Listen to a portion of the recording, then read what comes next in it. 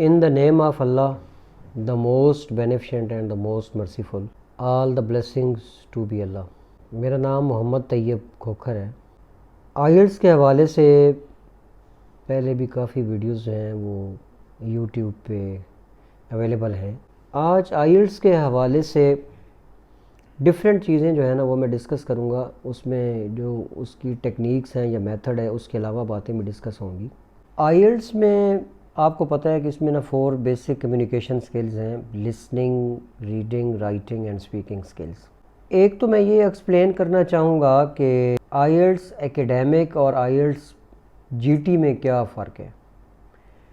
आइल्स academic वो लोग करते हैं जिन्होंने स्टडी पर्पज़ के हवाले से फ़ॉरेन जाना होता है, अब्रॉड जाना होता है, यानी पाकिस्तान से बाहर जाना है, किसी कंट्री में भी जाना है, इटली जाना है, ऑस्ट्रेलिया जाना है, अमेरिका जाना है, कनाडा मूव करना है, स्वीडन मूव करना है या किसी कंट्री में भी जाना है। और आइल्स जीटी जो है, जो जनरल ट्रेनिंग है, उसका ये पर्पज़ होता है कि जब आप वर्क परमिट पे जाते हैं और या बिज़नेस प्लान के हवाले से आप जाते हैं तो उसके लिए आप आइल्स जीटी करते हैं। अगर आप मैट्रिकुलेट हैं, आपका सिर्फ मैट्रिक है, तो फिर आप आइल्स जीटी कर सकते हैं सिर्फ। अगर आपने एफएससी की हुई है या आपने एफए की है, इंटरमीडिएट आपने कंप्लीट किया हुआ है, तो फिर आप स्टडी पर्पज़ के लिए अप्लाई कर सकते हैं। इंटरमीडिएट से अबव आपकी जो भी एजुकेशन है वो ऑब्वियसली आप उस पर भी स्टडी पर्पज़ के लिए या स्टडी वीज़ा के लिए अप्लाई कर सकते हैं। लिसनिंग स्किल के हवाले से मैं आपको बताता चलूँ कि लिसनिंग स्किल में जो क्वेश्चंस हैं, अभी जो वीडियोस पहले आपने देखी हैं उनमें मैं उनको 1 to 1 डिस्कस करने की कोशिश कर रहा हूँ। उसमें जो भी चीज़ें हैं मैं आपको एक्सप्लेन कर देता हूँ कि वो कौन सी हैं, कौन से क्वेश्चंस हैं। उसमें मल्टीपल चॉइस क्वेश्चंस हैं, उसके बाद शॉर्ट आंसर क्वेश्चंस हैं, सेंटेंस कंप्लीशन क्वेश्चंस हैं, note, table, form, summary, flow chart, diagram completion questions हैं, labelling a diagram which has numbered parts, classification questions हैं। अब बात यह है कि जो लिसनिंग स्किल है ना, उस लिसनिंग स्किल में जब तक आपको टेक्निक्स का नहीं पता होगा, आपको टिप्स का नहीं पता होगा, आपको मेथड का नहीं पता होगा, तो फिर आप उसे प्रॉपर तरीके से ना नहीं कर सकते।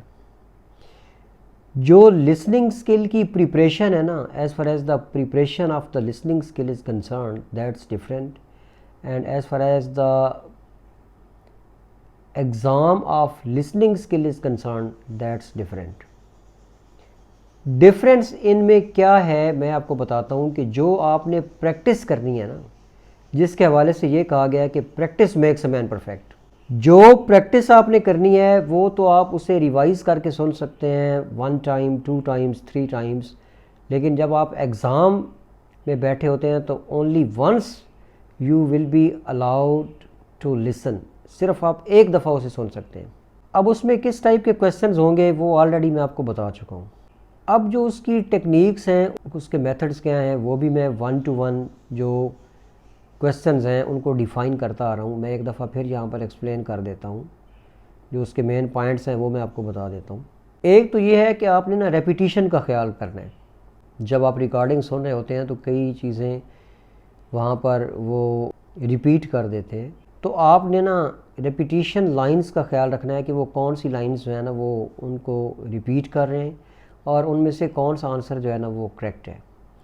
फिर उसके बाद आपको एक और बात बता दूं कि as far as the listening skill is concern, you will have to listen from the very first word. Sometimes you are listening but you are not listening, आपका ध्यान उस तरफ नहीं है। We are having drums in the ears, so obviously when the voice or the sound strikes over there, the voice or the sound is going to tune the ears। हमारे जो ears हैं, जो drums हैं उनके अंदर, वो ना उनकी ट्यूनिंग हो रही है। जो voice है, जो sound है, उसको ना ट्यून कर रही है। वो जब ट्यून कर रही है तो फिर obviously you are getting something, you are learning something, आप कोई चीज़ लर्न कर रहे हैं। How it's possible that without practice you will be able to become a very good listener? It's difficult। ये जो बातें फेसबुक पे या इस तरह यूट्यूब पे डिफरेंट जो फिर रही होती हैं, यूँ कर दें आइल्स ये हो जाएगा, वो हो जाएगा, वो हो जाएगा, आप लोगों ने ख़ुद आइल्स को कॉम्प्लिकेटेड बनाए हुए। This is not like PhD chemistry और मैथमेटिक्स, इट्स वेरी ईजियर। ये ईजी है बहुत ज़्यादा, आपने खुद इसे कॉम्प्लिकेटेड बना दिया है। अब क्या है कि आप जिस तरह जितना उन क्वेश्चंस को सुनेंगे इतनी ज़्यादा आपकी प्रैक्टिस होगी और इतना ज़्यादा बेहतर तरीके से आप उसके साथ एग्ज़ाम में टैकल कर सकते हैं। रेपिटेशन ऑफ लाइंस के अलावा रिजेक्शन आ जाती है। रिजेक्शन का ये मतलब होता है कि समटाइम्स आप कोई चीज़ एक दफ़ा या वो रिकॉर्डिंग में आप एक दफ़ा उसको सुनते हैं फिर उसको रिजेक्ट कर देते हैं। फॉर एग्ज़ाम्पल आपके किसी सब्जेक्ट चूज़ करने के हवाले से है कि आपने लिटरेचर चूज़ करना है या आपने हिस्ट्री चूज़ करनी है, तो अगर उसमें वो उसको रिजेक्ट कर दें कि नहीं मैंने हिस्ट्री नहीं, मैंने तो लिटरेचर रखना है, तो फिर आंसर जो है ना आपने उसको खुद फॉलो अप करना होगा कि पहले क्या वो बोलता है या बोलती है या जो भी मतलब है कि उनकी डिस्कशन है वो किस पॉइंट पे होती है और फिर दोबारा किस पॉइंट की तरफ वो चले जाते हैं। तो जब तक आप इसे क्विकली अंडरस्टैंड नहीं करेंगे आप प्रॉपर आंसर्स नहीं लिख सकते। फिर उसके बाद आ जाता है कि कोई भी क्वेश्चन आप ऐसा उसमें आपने नहीं छोड़ना जो अनआंसर्ड हो, यानी कि आपने अनआंसर्ड कोई क्वेश्चन नहीं छोड़ना। Don't leave any question unanswered. किसी सवाल का जवाब आपने छोड़ना नहीं है, सब के आपने आंसर्स लिखने हैं।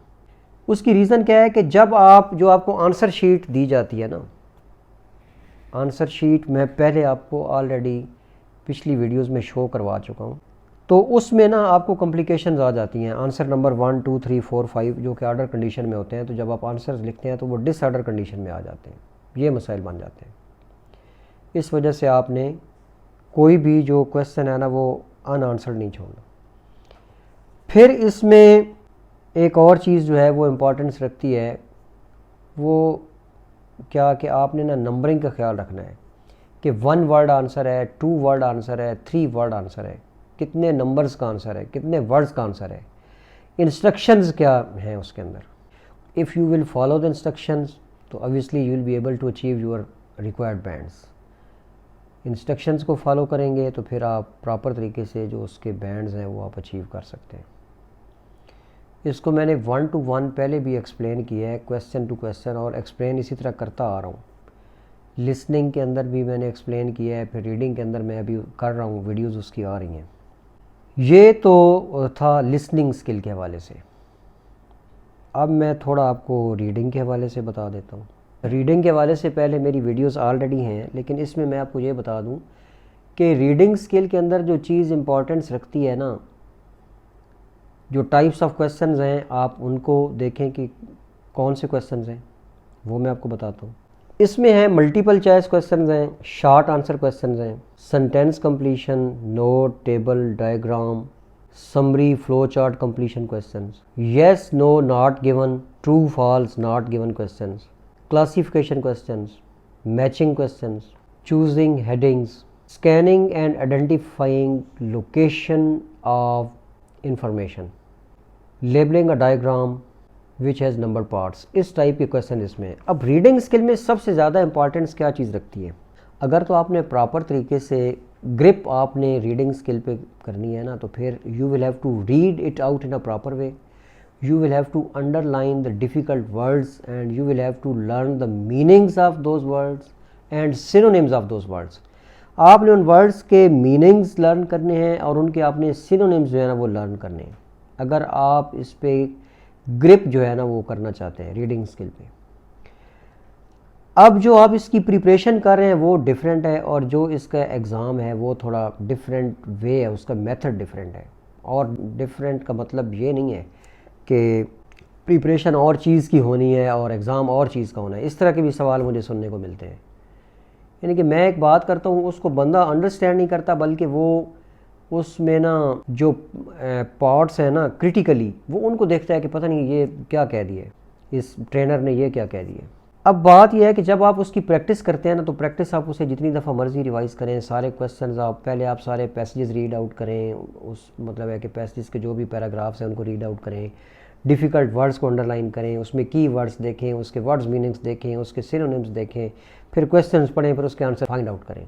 मतलब है पहले आप इसमें जो है ना आप इसमें स्कैनिंग करेंगे। बस स्कैनिंग का मतलब है to find out the proper answer, जो आंसर है वो आपने फाइंड आउट करना है। लेकिन जो एग्ज़ाम है ना उसमें आपने स्किमिंग और स्कैनिंग करनी है। स्किमिंग का मतलब ओवरव्यू लेना किसी चीज़ का, उसको दिमाग की नज़र से देखना पड़ना, और स्कैनिंग का मतलब है to find out the proper answer.